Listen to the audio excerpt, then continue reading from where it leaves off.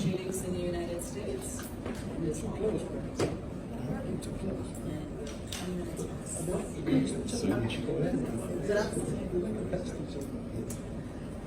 Okay.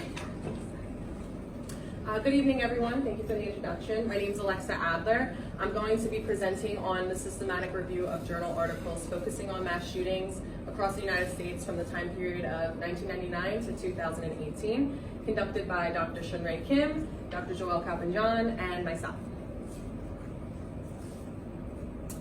Just for a quick overview of what we'll be discussing today, I'll first start off by talking about the background on mass shootings. I'll then move to our research objective, methodology, and filtering process. I'll then be discussing the years of publication on mass shootings and a growing trend we're seeing with that. I will then talk about the results of our study and conclude with our future research direction. To begin, despite the decrease in the overall crime rate across the United States, we have seen an extreme increase in the number of mass shootings over the last 20 years. From the time period of 1966 and 2017, the United States has experienced well over 300 mass shootings, which include more than 1,100 fatalities and well over 1,700 injured victims. According to Kapanjan, in the 1970s, mass shootings occurred on average every 608 days. However, by the time of 2010, mass shootings occurred on average every 20 days. Despite the recent effort in scholars trying to understand this growing phenomenon, our study found that there are three main points of contention, which include there's no standard terminology on mass shootings, there's no standard conceptualization of mass shootings, and there happens to be several issues in methodology on the current literature of mass shootings. The objective of our research is to provide a systematic review of peer-reviewed journal articles from the time period of 1999 and 2018, so over the last 19 years. In order to understand the data sources, methods, theories, and journals used in producing research on mass shootings, which should enhance the field's rigor and knowledge base. Our objective is also to provide future research directions in this case. The following is the criteria we used for our sample selection. We used the database Scopus, and we made sure to include only original research conducted in the United States in the English language. And we made sure to include only peer-reviewed journal articles and excluded other non-peer-reviewed articles, content such as book chapters and others that did not have a clear methodology. We decided to use from the year 1999 onward because this was the year of the infamous Columbine shooting. Reflected in this slide are the keywords that we used and other synonyms in order to make sure that we included all relevant information to our study. And we also made sure to exclude mass shootings that only happened outside the United States. However, if an article examined mass shootings that happened within the United States and did a comparison with mass shootings that happened outside of the United States, we made sure to include that in our study as well.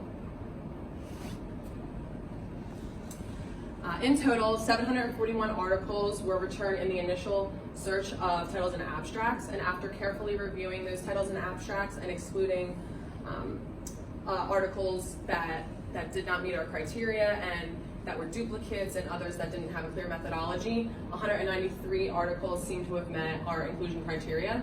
And then after careful review of those articles, 73 articles seem to have met our inclusion criteria and were included in our study. Next, I will be discussing the results of our study. So we started our study by examining the years of publications on mass shootings, and like the recent increase of mass shootings in general, we have also seen a dramatic increase of the publications on mass shootings, which means more scholars are focusing on the topic of mass shootings. In 1999, as you can see, around the time of the Columbine shooting, and in 2003 and say 2007, there was only one study conducted those years on the topic of mass shootings.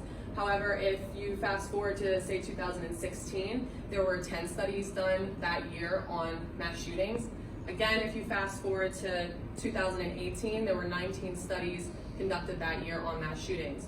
So from the time of 1999 to 2018, that is nearly an 1,800% increase in published articles on mass shootings. Next, we examine the methodology used in journal articles on mass shootings. Approximately 73% of studies use a quantitative methodology, followed by a qualitative methodology, and only 2 studies use a mixed methodology approach. The majority of studies use secondary data, followed by primary data, and only 1 article used a mixed data approach. The majority of articles employed archival research as their primary research method, followed by case studies, and then again followed by surveys. Most studies use non-probability sampling design, but many were population studies, which means that those articles focused their entire population sample that were included in their inclusion criteria. Most studies use open source data for their sample, followed by colleges and universities samples, and then again followed by organizations and agencies. One of the main issues our study identified was that there is no standard definition or conceptualization of mass shootings. Mass shootings are generally defined as the targeted killing of 4 or more victims on 1 or more multiple closely related locations within a 24-hour time period. However, other sources such as the FBI define mass shootings as the killing of 3 or more people in a single incident. Again, other sources such as scholar Adam Langford employs a 2-victim criteria. The definition of mass shootings tends to vary based on the number of fatalities and whether or not they included killing or the attempt to kill in their definition. We found it very interesting throughout our study that nearly half of the journal articles did not define mass shootings throughout their study at all. Next, we examined how many studies use theories to guide their understanding of mass shootings. Out of 73 articles, only 22 articles examined theories in understanding mass shootings. Among those that did use theory, contagion, attribution, and anime and strain theory were the most frequently used theories in understanding mass shootings throughout their studies. And we did find it very interesting that nearly 70% of articles did not identify a theory to understand mass shootings. We also examined what kind of variables people used to examine mass shootings. Demographic information for the samples such as age, gender, and race was most frequently used variable to predict mass shootings, followed by the shooting location, characteristics including regional and institutional characteristics such as state population and prison population, victims and event offender status, after the incident, such as whether they were injured or killed, or whether they were arrested or killed themselves, made up nearly 47%. Personal characteristics of offenders, including mental illness and other psychological issues, made up only 12.5%. And we actually found it interesting that gun-related laws made up only 9.4%, despite the popular belief that gun laws have an impact on gun violence.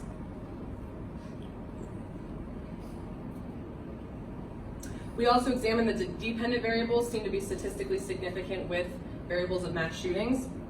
Outcome variables most frequently used were health-related, such as PTSD, distress, and other psychological symptoms, followed by gun-related variables such as attitudes towards guns and gun laws and much more.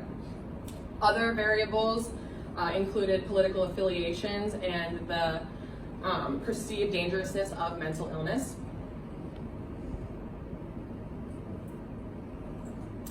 Finally, we examined whether policy suggestions were made based on the findings in the articles. We found it very surprising that only 55% of studies gave some form of policy implication. We also found it very interesting that nearly half did not. Most studies suggested professional intervention, such as providing more training for police, government officials, and other service providers. Surprisingly, very few articles suggested victims advocated related policies. And we found this interesting because a tragedy such as this leaves behind many people suffering from PTSD and dealing with the loss of loved ones. In conclusion, the number of mass shootings and the number of published articles focusing on mass shootings are increasing, which means, again, more scholars are paying attention to the incidence of mass shootings. We found that research on mass shootings is overwhelmingly atheoretical, and more rigorous research using theoretical frameworks is needed going forward. Unlike research on other types of crime or deviant behaviors, we also found that research on mass shootings tends to rely heavily on open source data. So even though open source data has its advantages, there are several issues in biased information and reliability. And even though we don't advocate against open source data, we just think going forward, using open source data along with other sources of data like official statistics would be better for more reliable work. The most problematic trend we encountered in this review is a lack of definition, and this must be resolved for further research to prosper. Also, we found it interesting that 45% of studies did not give any form of policy implications, and going forward, we think that more research articles should be providing some form of policy implications to hopefully reduce the effects of mass shootings. And thank you for your time and attention on this presentation.